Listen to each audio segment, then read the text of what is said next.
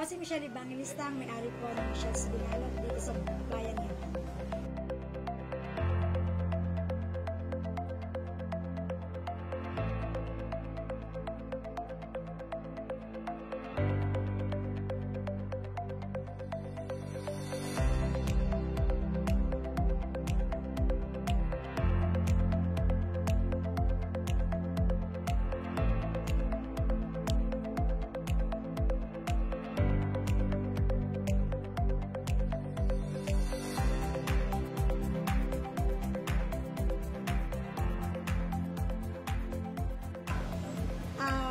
Nag-try akong mag-apply sa isang kagaya nitong business na ganito. So, naisipan ko na, uy, maganda pala yung kita dito. So, yung mga business na nakaraan ko is, hindi talaga siya click kasi parang, hindi siguro yun yung way ng business na dapat para sa akin. So, nung time na, eto, sabi ko, uy, ganun pala yung kita kasi, demand yun kasi kailangan ng tao na hindi pwedeng hindi kakain, di ba? Naisipan ko, nung time na mag-resign na ako, naisipan ko na, pwede hindi ako magtayo ng sarili kong business na binalot. Naisip ko talaga na, susugal na ba ulit ako? Marami na akong business na hindi na-click. So ngayon, yung business na to, parang sugal ulit. Unang-una pandemic. Sabi ko nga,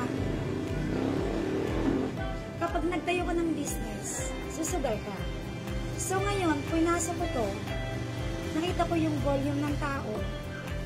So, ibig sabihin, click yung business na pinasok ko. Depende kasi sa puhunan. Kasi ito, medyo malaki yung puhunan niya. Malaki yung puhunan niya na tama ko bang isugan na ganun kalaki. Tapos pandemic pa. So, para sa akin is parang kung kaya ko, kaya rin siguro nila yung may kakayahan na magtayo ng ganitong business. Kasi pag sumugal ka sa business ng pagkain, parang lahat naman mag-click. Kasi dati hindi ko naisip na ganito yung maging business ko. Kaya sabi ko, kaya rin ko may-isip nila na kaya nila, bakit hindi? Para po sa akin na hindi masamang mag-try.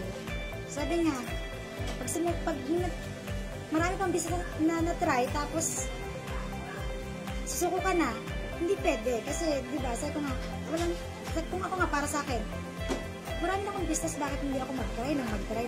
Hanggang maging successful ka sa business na papasukin mo, hindi lang sa business, kundi sa buhay. Kasi, kung hindi ka mag-business ng ganito,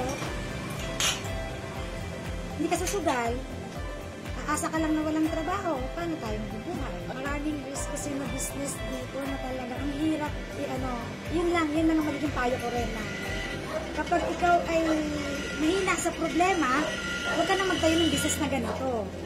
Kasi, unang-una, iisipin mo kung ikaw ba'y kikita. Ayun, kasi sumugal ka nga. Pangalawa, paano mag-handle ng tao? Sa mga taong katulad ng mga staff ko dito. Minsan, ang staff ko 4 lang. Dapat 5 or 6. Paano ko ba na-handle yun na minsan ang daming tao talaga? Sabi ko nga, try and try lang. Siguro matagpuan din natin yung success na business na papasukin natin pag katulad ng ganito na pinasok ko.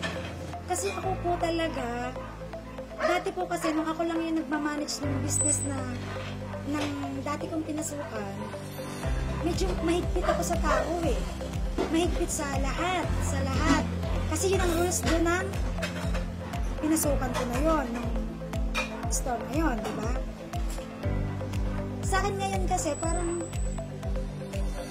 naiba, kasi sinasamahan ko nito, kasi mahal ko yung aking lahat ng empleyado.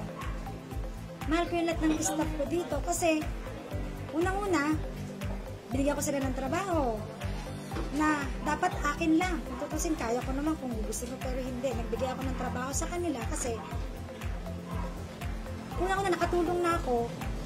Tapos, sinasabi ko nga sa kanila na hindi porket ako may-ari nito, ituturing nyo na ako na yung may-ari. Hindi. Gusto ko pare-paras tayo, may respeto, na hindi tayo naman iiba.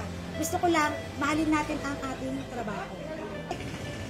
Kasi yun nga, di ba? Sa huwag niyo ko ituring na ano. Kasi yung kasamaan ko dito is dati ko rin kasamaan doon sa aking dating trabaho. Sabi ko magtulungan na lang tayo para hindi sila mawala ng trabaho.